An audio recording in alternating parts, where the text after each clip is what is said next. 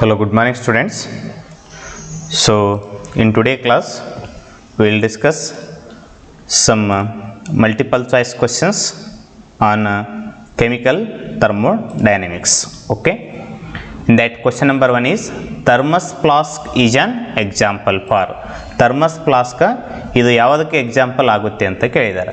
So open system are closed system or isolated system. So in a thermos flask there is no exchange of energy and matter between the system and its surrounding. So such type of thermodynamic system is called as ಏನಂತ ಕರೀತೀರಿ, isolated system ಅಂತ ಕರೀತೀರಿ. Therefore thermos flask it is an example for what type of system, what type of thermodynamic system. So it is an example for as what isolated system. ಹೀಗಾಗಿ so third option is correct for question number 1. Next, second question. In isothermal process, so we have four types of thermodynamics process.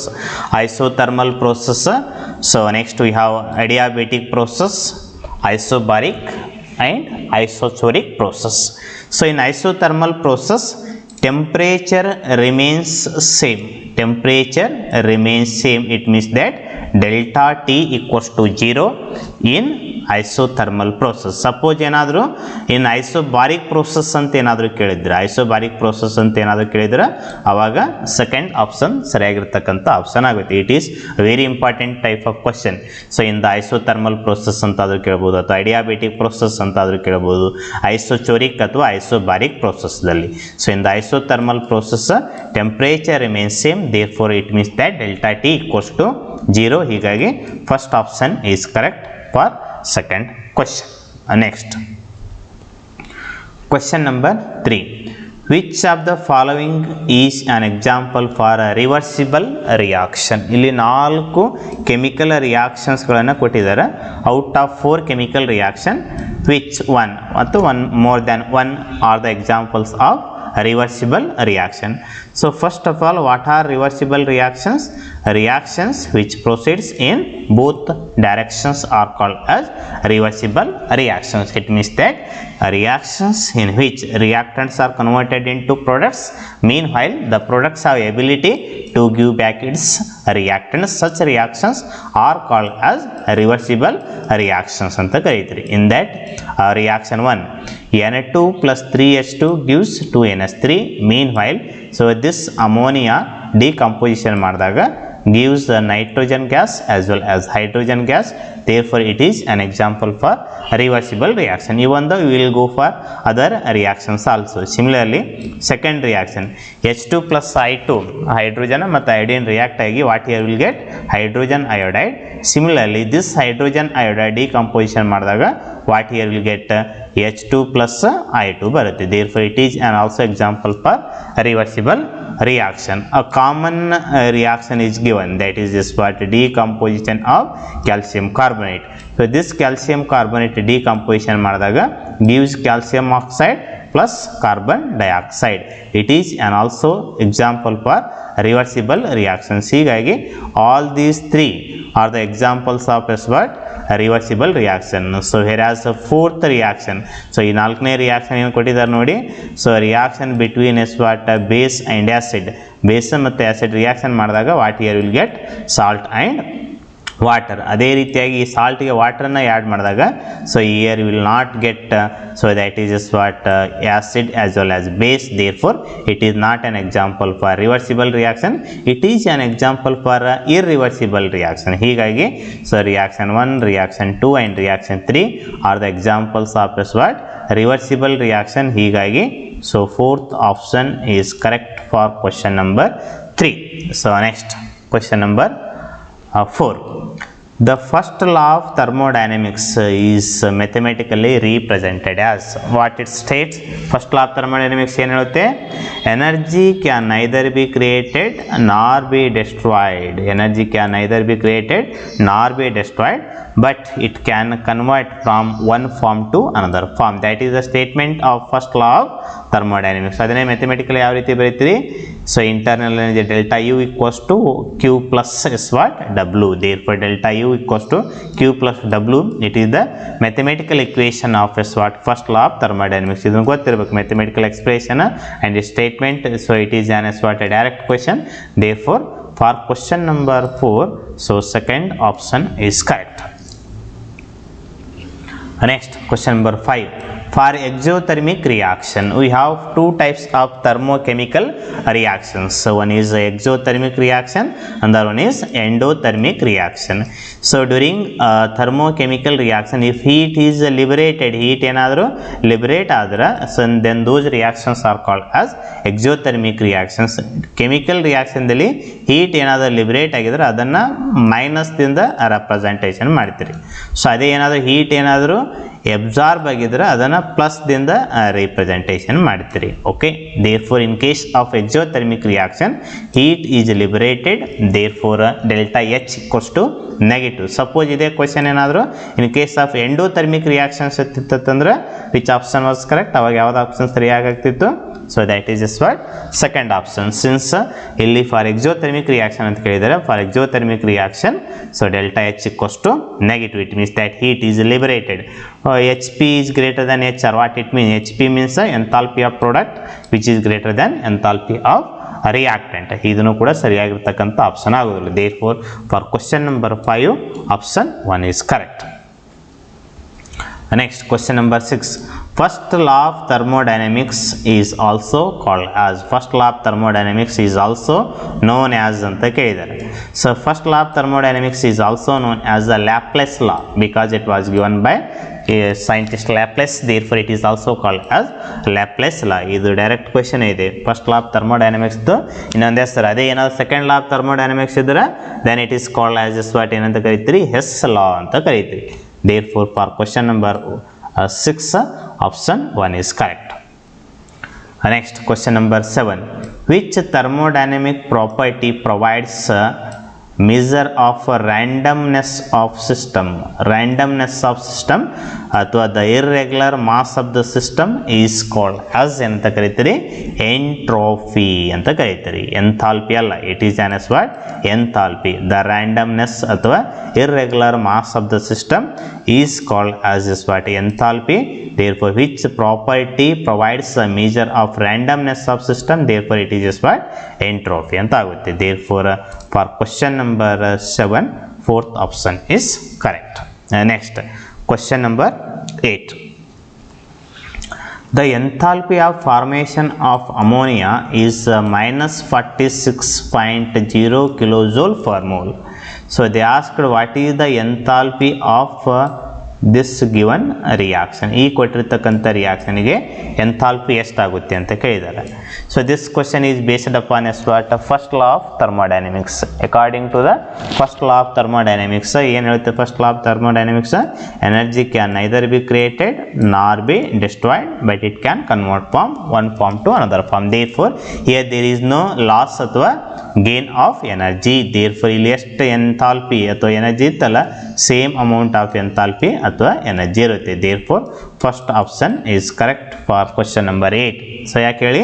So according to the first law of thermodynamics there is no loss or gain of energy. Mass can neither ಅಥವಾ energy can neither created nor destroyed but can be convert from one form to another form. Therefore here there is no loss ಅಥವಾ gain of energy. enthalpy that is nothing but energy only. ಹೀಗಾಗಿ so first option is correct for question number 8. so next question number 9. so 9ನೇ question ಏನಿದೆ ನೋಡಿ. the heat required to rise the temperature of a body by 1 Kelvin. the heat required to rise the temperature by 1 degree Celsius ಅಥವಾ 1 Kelvin is called as ಏನಂತ ಕರೀತೀರಿ? heat capacity ಅಂತ ಕರೀತೀರಿ. that heat capacity is also called as ಏನಂತ ಕರೀತೀರಿ? specific heat ಅಂತ ಕರೀತೀರಿ. ಹೀಗಾಗಿ for question number 9 so first option is correct. so next question number 10. so 10ನೇ question ಏನಿದೆ ನೋಡಿ. equal volumes of 0.1 normal HCl and 0.1 normal H2SO4 are neutralized completely with excess of dilute sodium hydroxide solution liberates x and y kilojoule of heat respectively. So what here you have to do? Here you have to select as what? Correct relationship between x and what? y. x ಮತ್ತು y ದು correct ರಿಲೇಷನನ್ನು ತಾವು find out ಮಾಡಬೇಕು. So ಏನಿದೆ question?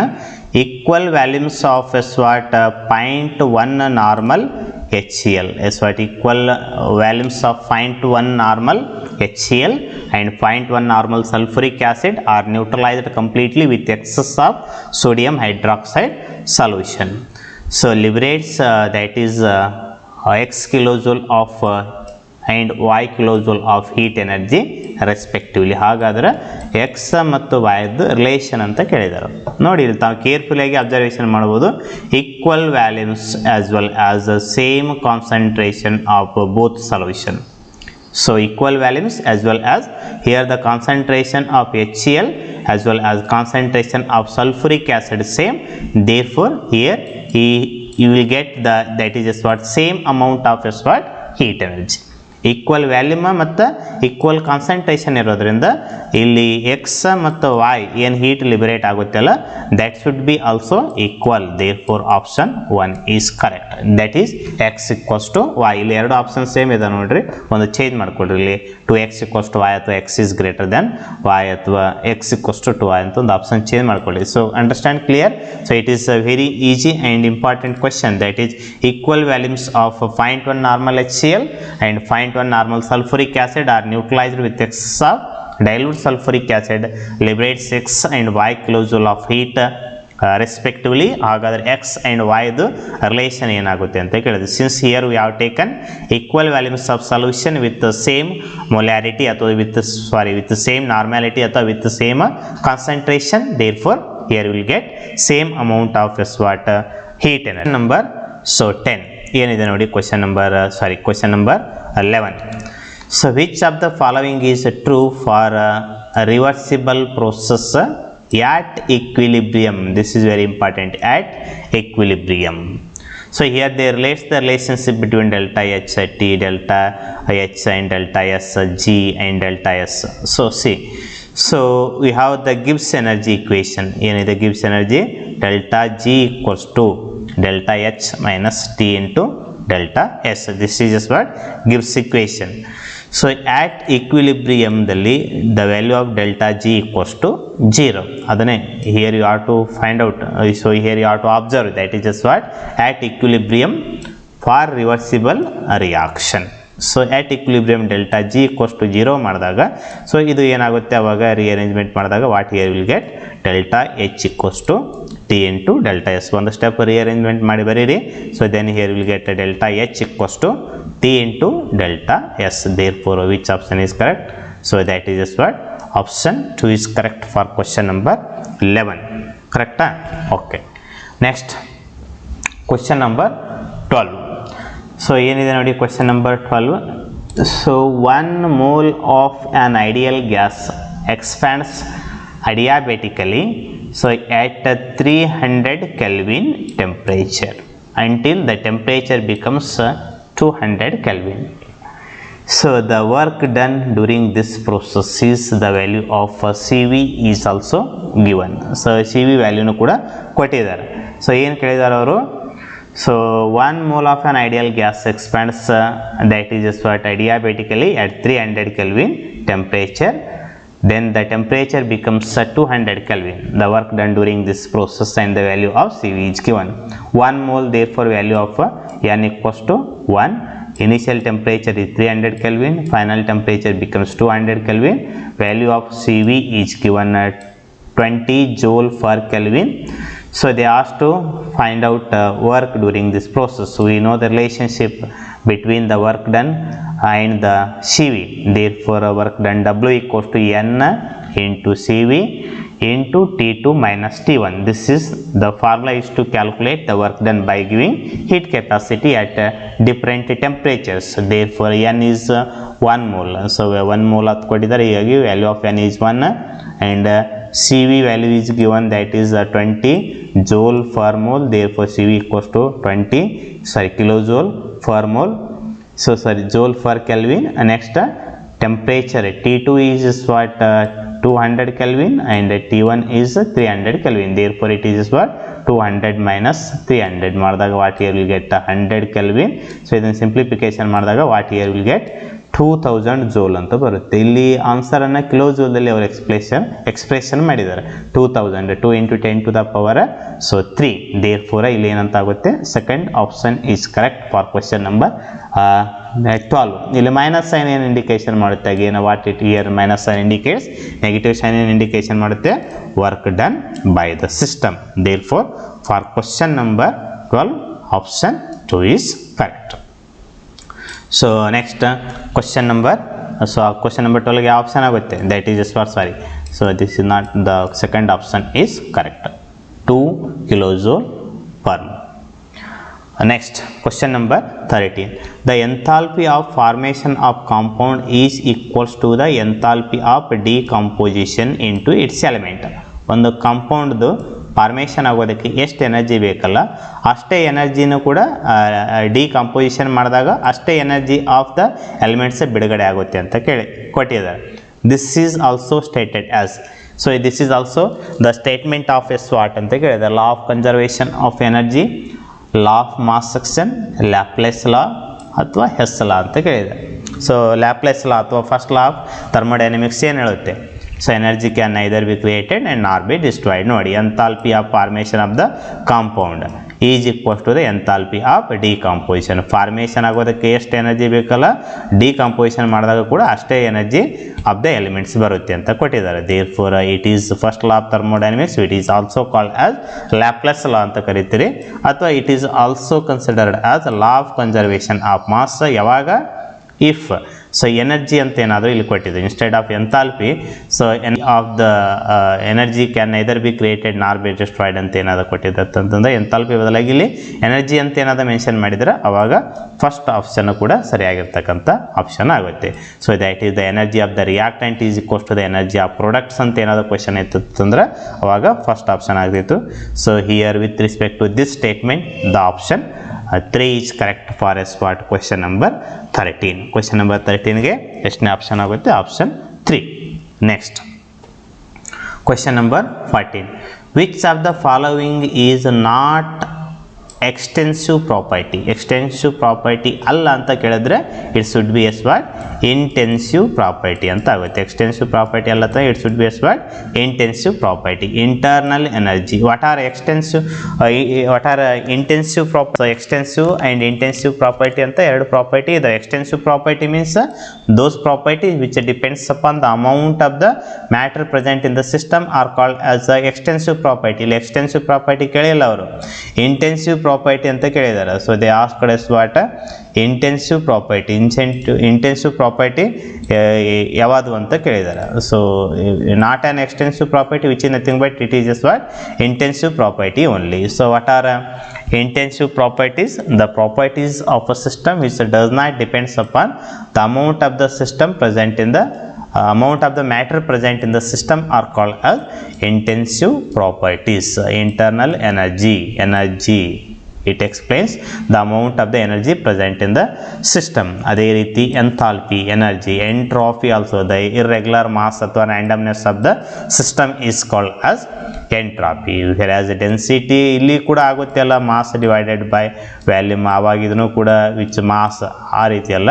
So density, so the formula it is okay, you can write mass divided by volume. therefore this density that is independent of the amount of the matter present in the system. ಹೀಗಾಗಿ it is considered as intensive property ಅಂತ consideration ಮಾಡ್ತೀರಿ. ಹೀಗಾಗಿ option 3 is correct for the work done when 2 moles of an ideal gas expands reversibly from a volume 1 liter to 2 liter at 300 Kelvin is.